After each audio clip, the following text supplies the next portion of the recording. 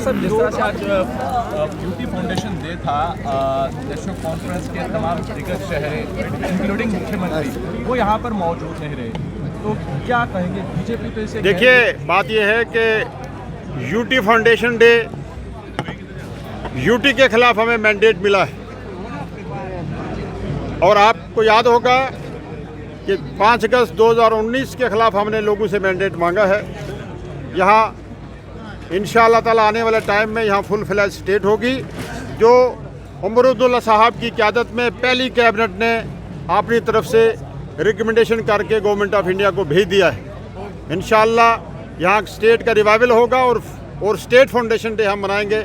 UT foundation day के हम totally खिलाफ हैं और उसको रिजेक्ट करते हैं। लेकिन मनोज सिन्हा साहब ने, मनोज सिन्हा जी ने उमर अब्दुल्ला की आलोचना किया, नेशनल कॉन्फ्रेंस की आलोचना की, कहा संविधान को नहीं माना। आपने संविधान को नहीं माना, आपने शपथ ली है हिंदुस्तान के घोड़ा पर ये कहा गया है। उपराज्यपाल मनोज सिन्हा ने कहा। देखिए, मैं आपसे गुजारिश करूं कि जो स्टेट का स्टेटस तोड़ा गया, यहाँ इस स्टेट को डिग्रेड करके यूटी बनाया गया, इसके लिए हमारी लड़ाई लीगली, कॉन्स्टिट्यूशनली और पॉलिटिकली और समाजी तौर पे जारी है। हम यूटी फाउंडेशन डे को नकारते हैं।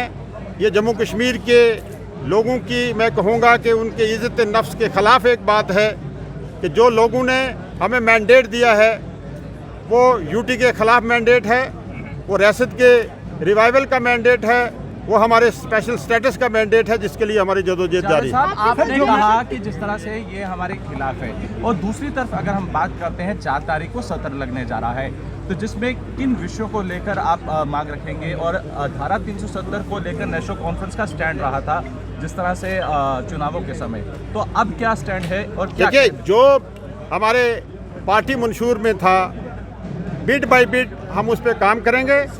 हम ये ज़रूर कहेंगे कि लोगों से हम टाइम लेंगे और इस सबसे पहले रियासत का स्टेटस और जो हमारा स्पेशल स्टेटस है, इसके लिए हमारी जदोजहद जारी है। धारा 370 आपको दिया गया है, जो आपको दिया गया है पीएचई, और आपने अपने मैनिफेस्टो में कहा था कि डेली वेजेस को पक्का किया जाएगा। अब आपको वो डिपार्टमेंट, उसके लिए मैंने डिपार्टमेंट को रिस्ट्रिक्शन दे दी हैं, क्योंकि एक बहुत बड़ा डिपार्टमेंट है ये, हज़ारों की तादाद में जो है डेली वेजेस हैं और कुछ सीपी वर्कर्स हैं। एक पूरी डिटेल हम ले रहे हैं। कल भी हमारी कैबिनेट मीटिंग थी और नेक्स्ट कैबिनेट मीटिंग में हम ये सब चीज़ें डिस्कस करेंगे। और मैं ये गुजारिश करूँगा कि जो भी इशू जम्मू कश्मीर के नौजवानों का है, डेली वेजेस का है, दूसरे हमारे जो रैबरे ज़रात हैं, रैबरे खेल हैं या दूसरे लोग हैं, इनकी प्रॉब्लम को एड्रेस करने के लिए हम वादाबंद हैं। और मैं ये ज़रूर कहूँगा कि उमर अब्दुल्ला साहब का एक कंसर्न है जम्मू कश्मीर के लोगों को लेके और बिलखुसूस नौजवानों को लेके, ये सब चीज़ें आने वाले टाइम में इंशाल्लाह एड्रेस होंगी।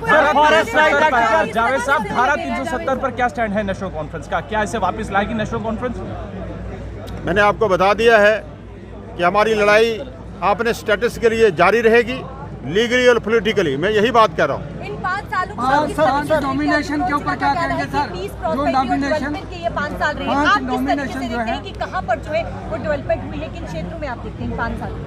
5 साल आने वाले कि जो 5 साल आने वाले 5 साल में जो बीत गया बीत गया। जो बीत गया तो आपने देखा है कि नेशनल कॉन्फ्रेंस को मैंडेट मिला है।